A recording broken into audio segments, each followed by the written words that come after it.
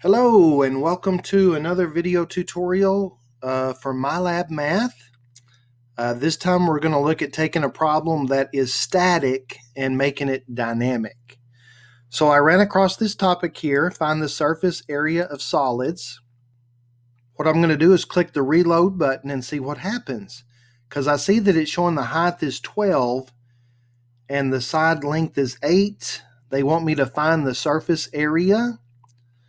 And so I'm going to reload and notice that the height and the side didn't change. And I reload several times and I see that the multiple choice answers are changing order, but they're not changing value. And neither are the height and the side. Let's say that you like this problem and you want to assign it, but you want to give the students several attempts and have it algorithmically generate different values so that they didn't just get it right by a process of elimination, okay? So the first thing we're going to do is we're going to click copy and edit. And you'll notice over here in this window, I've got some notes that I'm going to reference.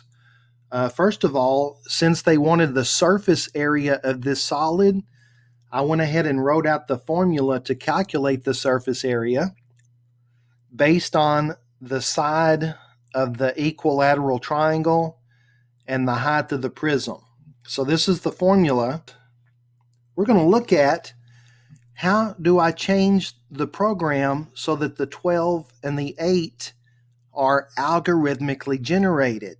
Well, that is going to be through the algorithmic value list. If I open that up, you're going to see that there's none there. There's nothing because it's a static problem.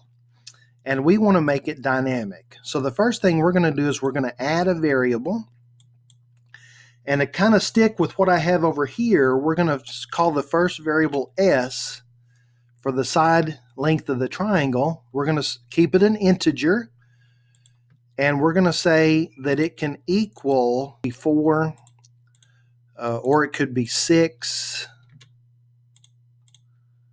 or 8, or 10. Okay, so let's say that you thought that was enough values for S, and we can click next and save. And now you're going to see that this variable, if I generate new values, is going to change. So now we have a dynamic variable S for the side length. Let's create another variable called H for the height. And again, we want it to be an integer. But let's say that we want the height to be pretty much anything. Let's say that you want the height to be a minimum of 3, so greater than or equal to 3, but less than or equal to 12, let's say. You don't want it to be too big, especially if you're one of the people that want them to do the calculations by hand and not use a calculator. You don't want these numbers to be too big. And so we're going to stick with this. And again, you can make it whatever you want, okay? You could make it greater than or equal to 3, less than or equal to 5, and it would be 3, 4, and 5, since it's integers. And so there's a dynamic variable for the height. Got that so far? And so those are the only variables that we need for this formula. So now what we want to do is come up with formulas that are going to generate the right answer and then 3 wrong answers that students could make by making a simple mistake, okay? So the first answer, which would be the right answer, would be 3sh plus square root of 3 times s squared divided by 2. Now there's going to be, the reason I have this in a red box and this in a green box, these are going to be integer values, and they're all going to have a square root of 3 here. So now I'm going to set up variables that are going to generate the 3sh, and then the wrong answer, the 4sh, and then the s squared over 2, which is the right part, and then the wrong part. We're going to set up variables for those. So let's see here. We're going to add a1.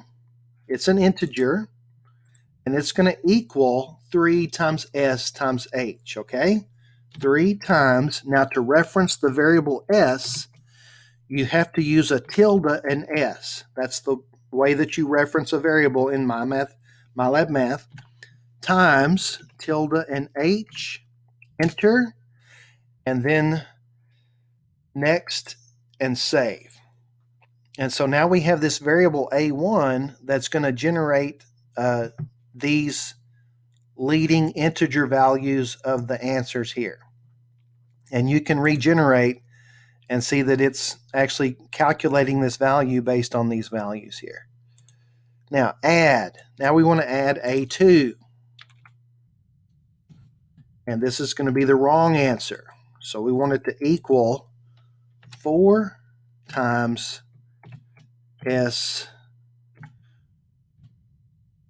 times h. Next and save. And so now we have a wrong answer part, okay? Add. We're going to add another variable, b1. It's an integer.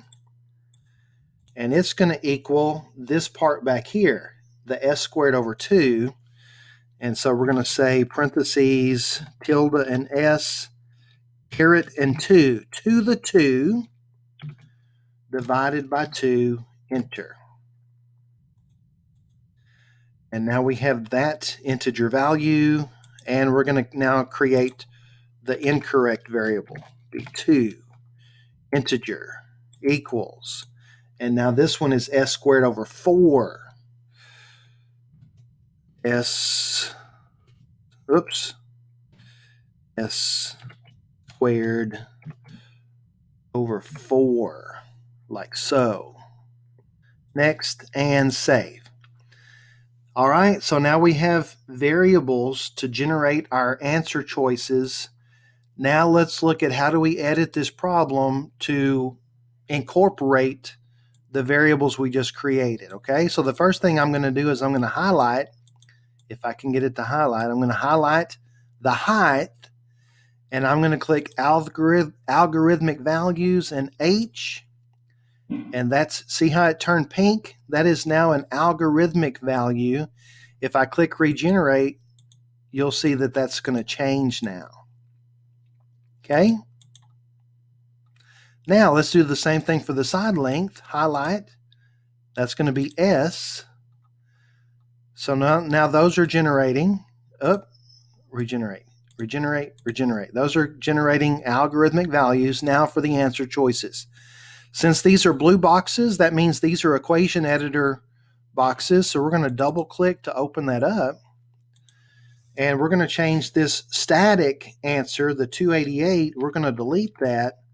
And we're going to say tilde A1, right? We want that to generate this A1 integer value. And then we want the B1. So we're going to say plus, get rid of the static 32 and insert the dynamic variable and click OK. And you're going to see that that's generating, if I open the algorithmic value list,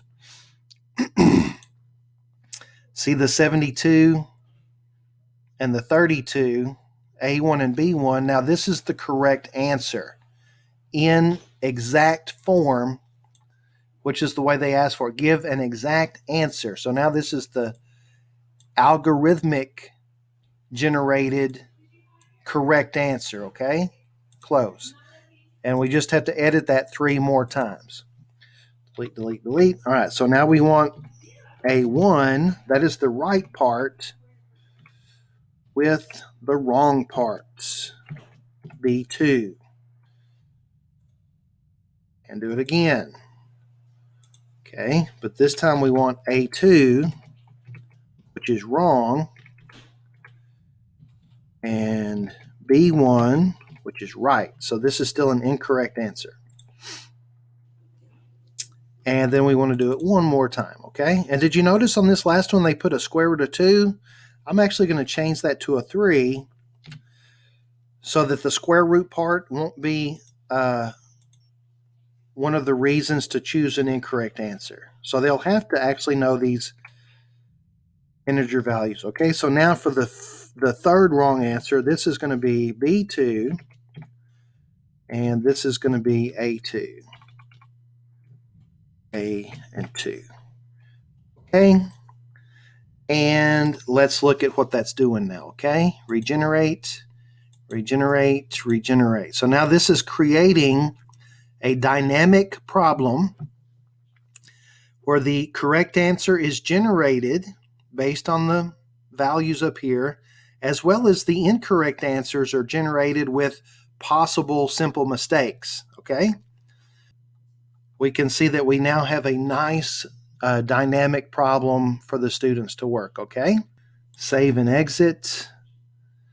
And we're going to call this 10.5.5. I usually give it a letter B. 10.5.3, and normally it shows, oh, there it is right there, 10.5.B.